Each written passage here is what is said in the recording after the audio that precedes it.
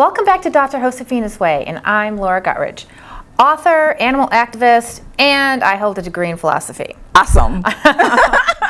Today we're talking about change, making positive change in our lives, and our lives are full of change. We can't stop change from happening, but what we want to do is make the change that is in our life positive. Yes, change is good. Change is good, and we have to think about it, and we have power over what the change is. Yes. It's not, just go with the flow. We can be in charge of our destiny of change. Yes. And you say that one of the best techniques is to have visuals in our mind of the positive change that we are looking for. Exactly.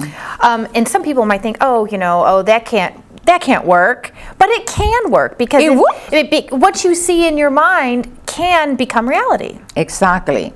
And the thing is that the nature of the mind is picture oriented. Yes. So if I said to you an apple, what you see is the picture of an apple. If I said an apple, right? You immediately visualize an apple. Exactly. So you don't visualize the word apple. So That's immediately true. we see the object. So that is why the people who learn to visualize and cultivate that technique is phenomenal, because it just manifests things in your life faster, easy, effortlessly. And do you think that I was reading through the lesson, and I was trying to figure out if you were trying to say that you can trick your mind into thinking or confusing the reality with just the image. Mm-hmm. So you trick your mind, but of course, all along that what reality is, but you somehow trick something in your brain to make it seem real. Am I making sense? No, you're making complete sense. And this is what happened. You have the conscious mind and you have the subconscious mind. The subconscious mind doesn't distinguish.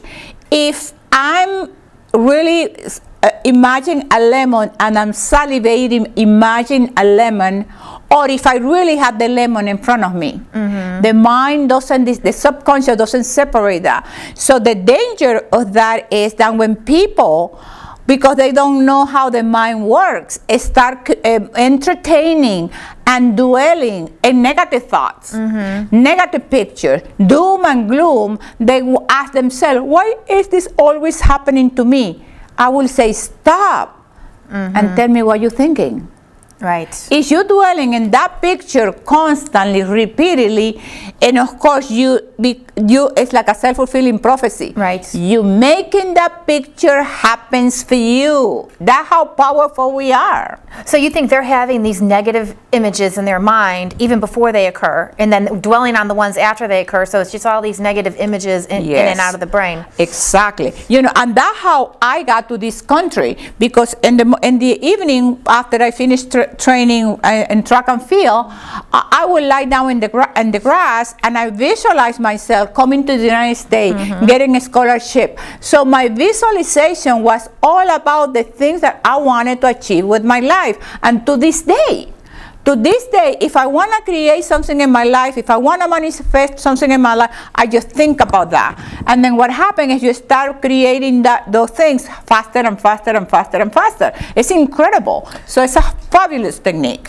Yes, and you also discuss how it's important to have duration. Yes, and hang on to that dream. Exactly, because beautiful point, Laura. Because if you're doing a visualization and I'm thinking a goal, right? If I have my goals to come to the United States and I only thought about it once, it's not going to work.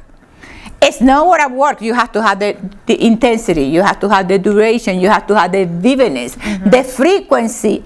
And that's why you have constantly, when you have a goal, like you when you wanted to have a child, you didn't think about anything else but I want a child. Right. And you did it, and you did it, and you had a visualization, and you did it, and you did it until you did it. That's right. It finally happened. It finally happened. So, but if you in your head, I want a child, but you don't do anything about it. Right. Well, it's not going to happen. Right. You know? I would like to mention that I was old when I was 40 trying to have a child, and that is not normal. If I would have wanted to when I was 20 or 30, it would not have been a problem, but because I waited till I was 40, it eluded me, and then I became obsessed wanting it because I thought, oh, I'd let a dream go by, and now I want to get it back. Okay. And then you said it. You said you became obsessed. And when people, high achievers, they become a monomaniac with a mission. In other words, obsessed with it.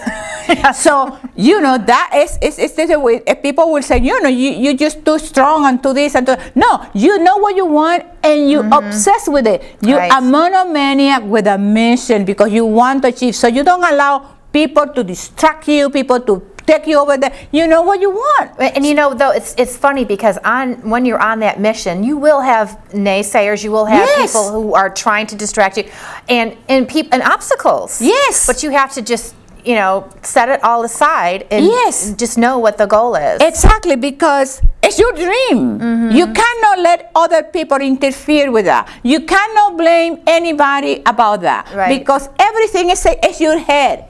It's your head, it's your thought, it's what you're thinking.